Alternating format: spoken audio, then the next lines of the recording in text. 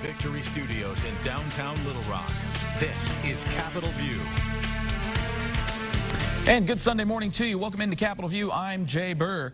Well, the big thing that many Arkansans want to talk about is when can the state reopen the economy? We now have a target date, and Governor Asa Hutchinson has pegged May 4th, which happens to be Star Wars Day, to bring about a new hope. On that date, he wants to start lifting some of the restrictions that are currently in place, and in order to get there, he has said there are 4 things Arkansas must do. First one is restoring the economy in a timely fashion. You must protect the most vulnerable, maintaining health care and expanding public health capacity, and obviously prevent a resurgence of COVID-19. Now, this is all to get into phase 1 of the plan for the state, and this plan comes after Hutchinson met on Thursday with President Donald Trump and all the other state governors. Hutchinson appreciates that the president is allowing states to manage their own methods of opening back up.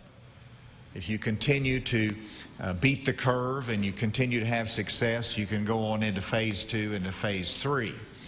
And I think this is a good model, and I like the fact that the president said every state has the flexibility to adjust as needed for their own state. And we do have to make some adjustments as we go through that. But it is a good starting point. Now, again, phase 1 is just the first part of the plan. 3 phases in total.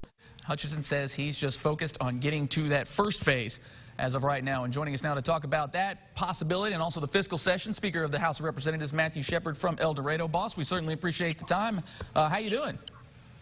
I'm doing good. Thanks for having me. So what do we think here? May 4th is kind of now a target date. It seems like we finally see some headway because it feels like for the longest time people have just been kind of up in the air. What do you think? Well, you know, I think that May 4th is a legitimate goal, and I think it gives us something to shoot for. There's still some work to be done, and there's still some targets that must be met. But you know, I think that it's probably a welcome sign to have a date that Arkansans can look forward to as a possible date to start moving back towards you know, the normalcy of our everyday lives. But there's still work to be done, and there's still obviously public health concerns that have to be looked at. And I'm confident that the governor and his staff are looking at all those concerns and are relying really on, you know, very good expert advice. And Arkansas not immune to this, the kind of the way the rest of the country is set up. It's kind of hot zones in different parts of the state. And down there in southern Arkansas, where you reside, doesn't seem to be as much of a problem as we see maybe in some other parts of the state. Is there anything different that you've noticed that is going on down there around El Dorado, even southern Arkansas?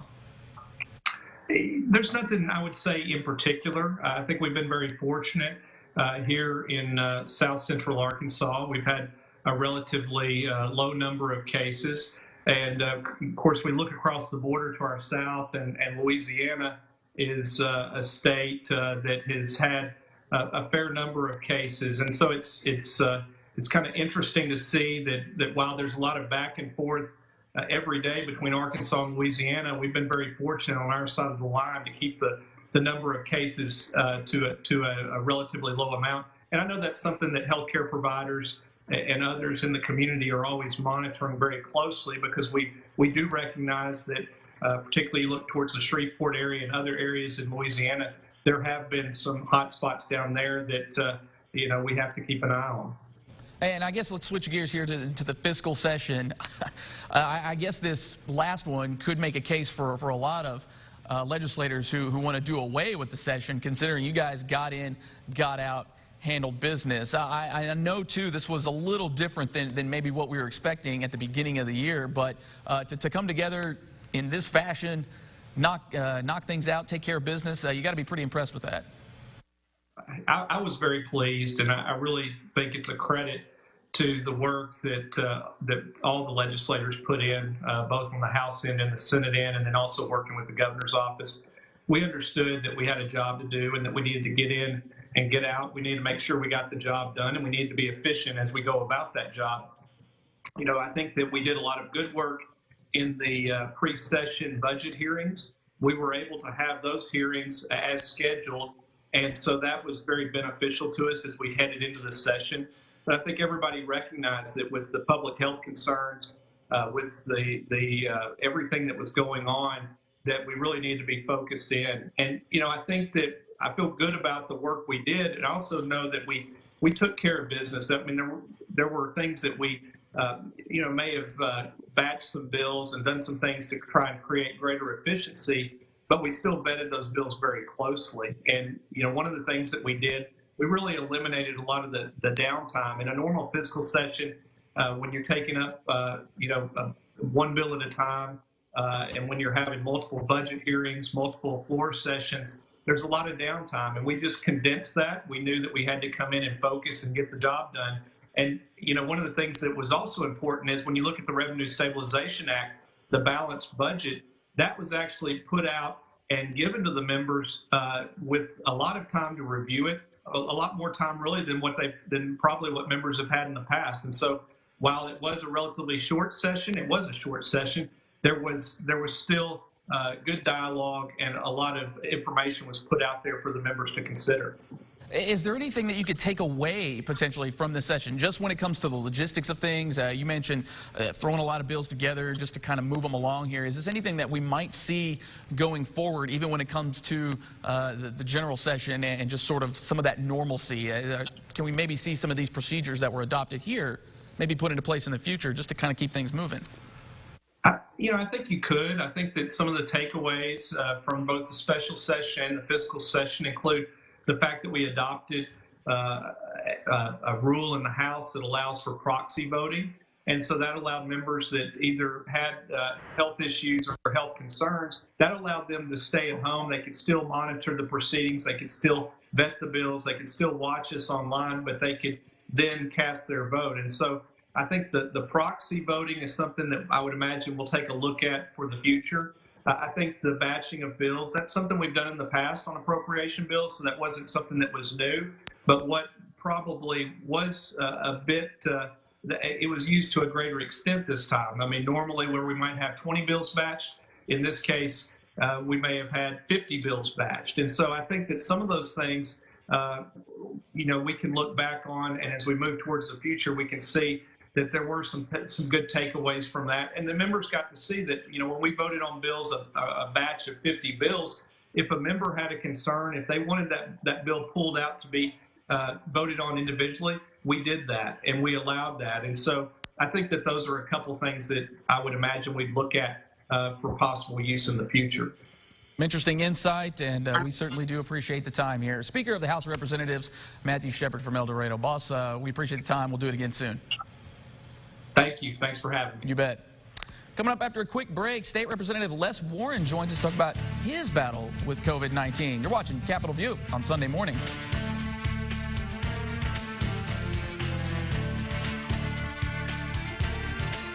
Memories begin with a gift from Keepsakes. Your wedding rings will showcase your love and devotion. We take pride in personally selecting your diamonds direct from Antwerp, Belgium, home of the best diamonds in the world. For the best quality and prices, buy your diamonds from Keepsakes.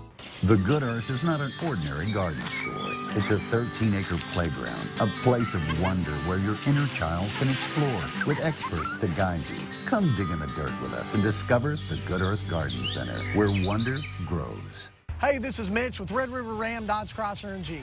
And as you all know, the last several weeks have been unprecedented, and it's caused a lot of businesses to think outside the box. Fortunately, at Red River Dodge, we've been preparing for this for over 15 years, as we have always picked up and delivered your vehicle for sales and service. Now we do it for a much larger reason. It's for the safety of our customers and our staff. So if you need help getting your vehicle in and out for sales or service, check us out at redriverdodge.com or give us a ring. We'll be glad to come get your vehicle. My name is Alma, and 4 years ago I had back surgery. Shortly after my back surgery, my pain came back. The pain was so bad that I couldn't cook, clean, or do my garden anymore. I couldn't do lawn work. And the worst part of it, I had to retire from my job. Then I found Arkansas Spine and Pain, and the change is remarkable. Now I can cook, I can clean, I can even babysit my grandchildren. Arkansas Spine and Pain, they helped me get my life back, ASAP.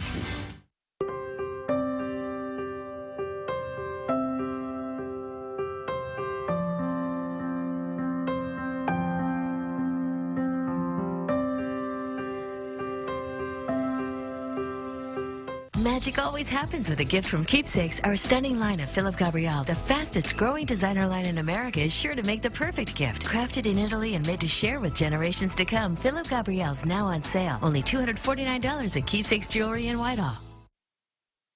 You're watching Capitol View, Sunday morning talk focused on the political scene in Arkansas. And welcome back into Capitol View. 3 representatives had confirmed cases of COVID-19 here in the state. And joining us now is one of those who's now a recovery statistic out of Garland County, Representative Les Warren. Boss, how you doing? How you been? I am doing great, Jay. Thanks for having me on tonight. Absolutely. And I guess just kind of take us through that whole process. Do you know how you ended up catching it? What was the symptoms like? Kind of what was the battle like? Okay. I work in an office of 14. Found out that a lady's daughter had gone to Mardi Gras, and they thought that they just had some bug. She had gotten well, came back to work. We ended up having a majority of my office test positive, which is really interesting. I ended up being down for about 8 days. I ended up having low-grade fever. My fever ran from like 99 to 101, and extreme fatigue. I was basically in bed for 7 days. And a couple of those days, I'd try to get up, take a shower, and I just felt like I was about to pass out because I just didn't have the stamina. But I was blessed in that I never had respiratory issues. My breathing was great the whole time.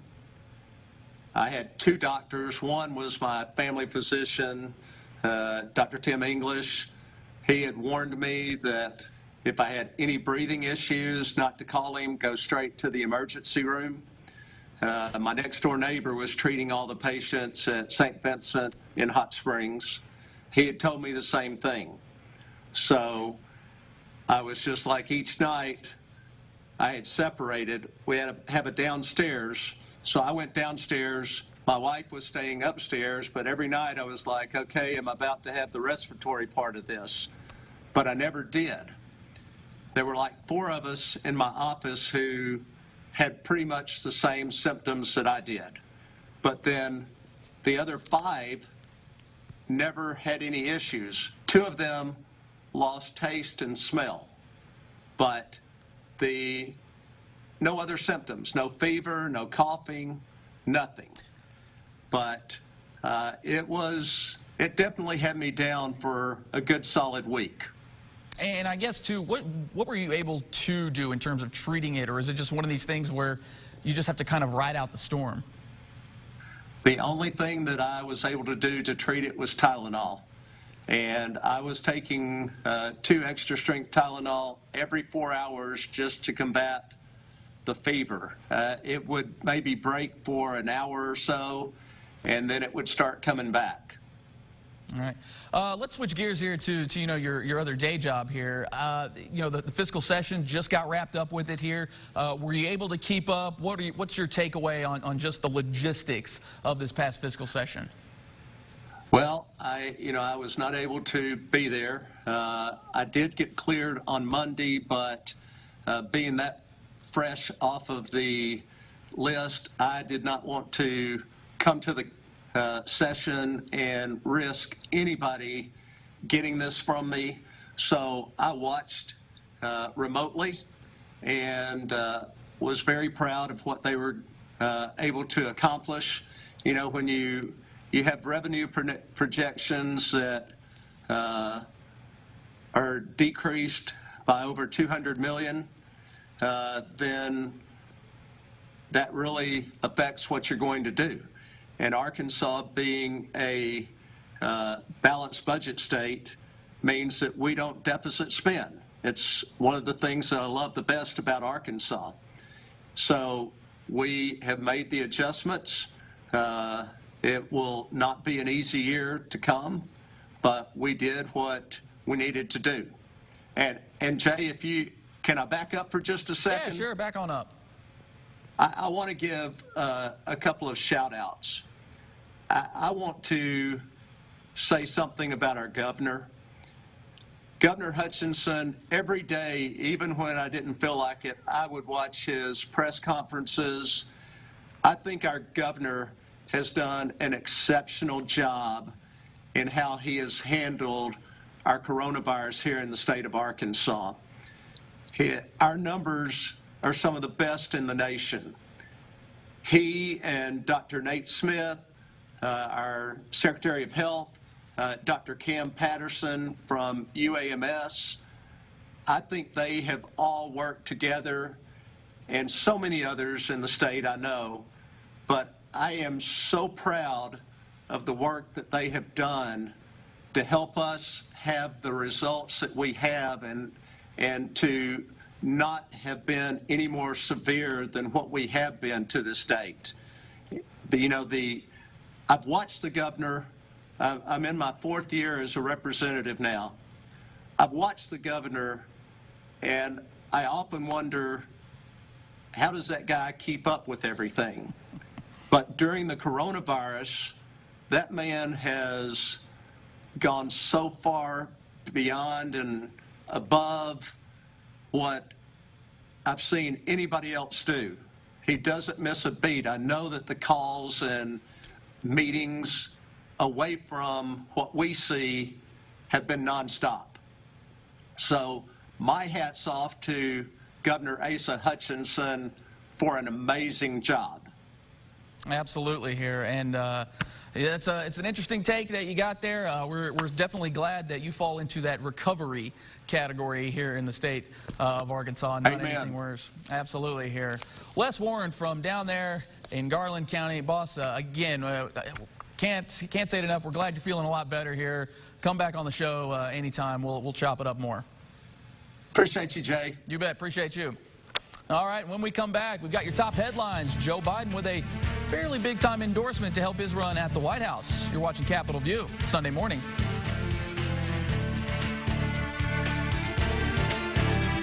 You know, at the national law firm, Barry and I say, if you have $1 and 2 relatives, you need to do some estate planning.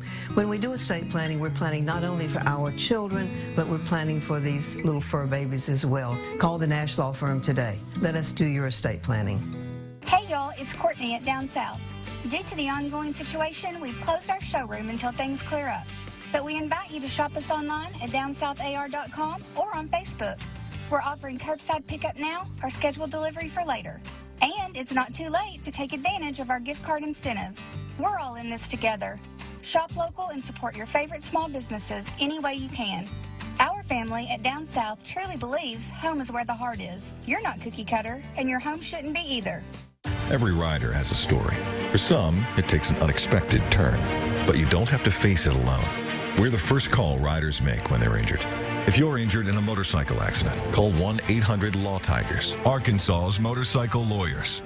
Custom Landscape and Nursery is located 20 miles outside of Conway. We're an 80-acre nursery. We grow 75 to 80% of our material ourselves, so it's acclimated to our climate, which is a little bit different than the material that's brought in. I know when people come out to the nursery, they always refer to the fact they've really never seen a nursery like this. I'd like to invite y'all to come out and to check out the nursery. I promise you, it'll be a nursery like none you've ever seen before. Visit our Facebook page or our website at customlandscapeandnursery.com. Got debt, no money, call honey. These bills are really worrying me. I know what you mean. I feel like I'm drowning in debt. We are a bankruptcy firm with over 30 years of experience helping Arkansas families get back on their feet. We are dedicated to stopping foreclosures, repossessions, and bill collectors. Call today on your mobile. *33. Be debt-free. Call *33. The Honey Law Firm. From your cell, that's *33. At KBD Productions TV is filling the $5 Popeyes shrimp tackle box, and we're filling the love. Nice and crunchy buttermilk shrimp. Fabulous. Get the shrimp tackle box or surf and turf for just $5. Pick up in the drive-thru or get free delivery. I'm Ben Williamson, an attorney at National Law Firm. Here we like to say, if you have $1 and 2 relatives, you need to do some estate planning. Let me show you how I can protect your legacy. Call me for a free consultation today. We're watching Capitol View, Sunday morning talk focused on the political scene in Arkansas. And welcome back into Capitol View. As restaurants remain closed during the coronavirus crisis, farm-raised fish producers and processors have nowhere to sell their supply. Senators from aquaculture states like Arkansas and Louisiana are urging the U.S. Department of Agriculture to not let these farmers fall through the cracks. Washington correspondent Jesse Tenor has more. Without restaurants, cafeterias, and markets, fish farmers could soon go underwater. It's really going to be a strain on the business. That's what Louisiana Senator John Kennedy is hearing from crawfish growers who have lost the majority of their sales to the coronavirus crisis. It's more than dollars and cents. It's more than arithmetic. It's a part of our culture. I can't imagine Louisiana without crawfish. For Arkansas Senator John Bozeman, it's catfish. About 60% of the fish they produce goes to restaurants and institutions. That business now is almost non-existent. So they've got lots of stock, no place to go with it. Catfish and crawfish each bring in more than $300 million to the U.S. annual economy. Congress included $9.5 billion for all farmers in the latest round of coronavirus relief. Bozeman and Kennedy are urging the U.S. Department of Agriculture to make sure a portion of those funds goes to the aquaculture industry. Secretary Sonny Perdue says his department has been working to expedite the funding since President Trump signed the bill into law. A lot of sectors affected, and we're trying to be as inclusive as we can be in listening to them and their requests and their needs. Perdue is working with the White House to finalize a plan for direct payments to farmers. In the meantime, he says USDA is also working to channel the supply to a new customer, food banks. And delivering it to people who need it. In Washington, I'm Jesse Tenor. Thank you, Jesse. The Small Business Administration announced they can no longer process more applications for the Paycheck Protection Program as the funding now dried up. Democrats and Republicans are now arguing on how to allocate more money. West Virginia Senator Shelley Moore Capito says small businesses are key to our recovery, but Senate Democrats have so far blocked a $250 billion addition to the loan program. West Virginia Senator Joe Manchin says the blame lies with Senate Republican leader Mitch McConnell. I don't want a small West Virginia business having the door shut in their face because we ran out of money. Mitch is not talking and conferring at all with anybody in the Democratic Party and leadership or any of us that basically want to work with them. Democrats say they're willing to compromise if Republicans meet them in the middle. Because of the PPP, Arkansas banks approved over 14,000 loans totaling more than $2.1 billion. As the pandemic continues, calls are getting louder from lawmakers towards immigration and customs enforcement. Joe Khalil reports from Washington, some think it's time to scale back its operation for ICE until the coronavirus subsides. As hospitals struggle to get personal protective equipment, Senator Kamala Harris says resources are being wasted on immigration enforcement. It's just a bad use of limited resources. After ICE requested 45,000 N95 masks for its agents, Harris pushed back. ICE has since amended that request. Now the senator's demanding the agency scale back its raids. We should have priorities that are not about enforcement and raids on those communities.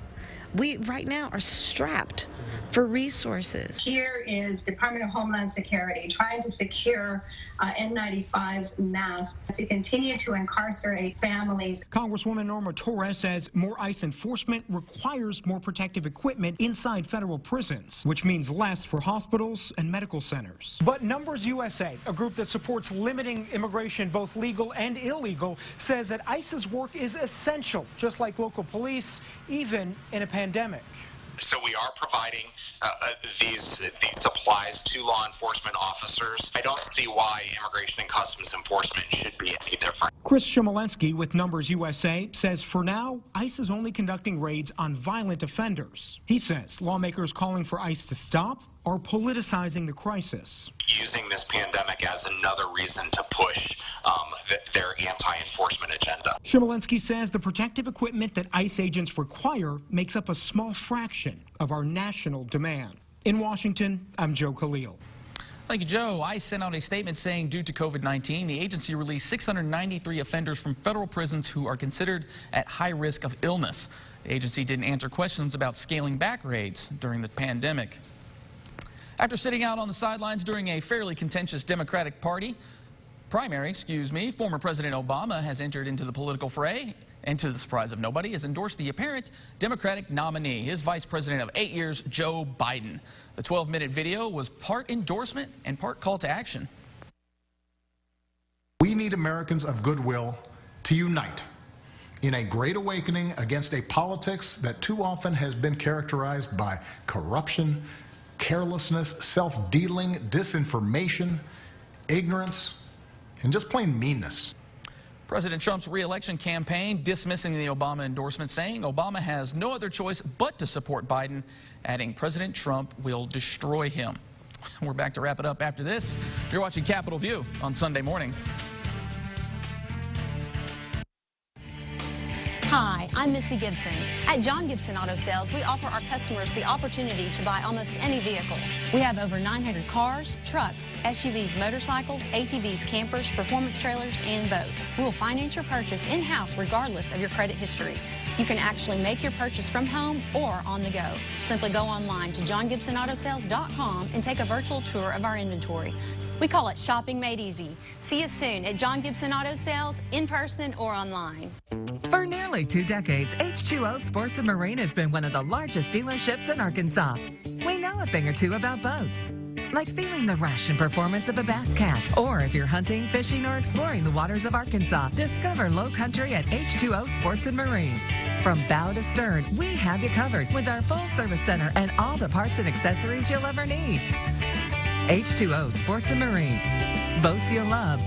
Service you can trust. We're watching Capitol View, Sunday morning talk focused on the political scene in Arkansas. And that will do it for our show this week. We certainly hope you're being safe. Make sure you tune into the Capitol View podcast wherever you get your podcasts. We're back with an all-new Capitol View next week. Enjoy your weekend. Stay safe out there.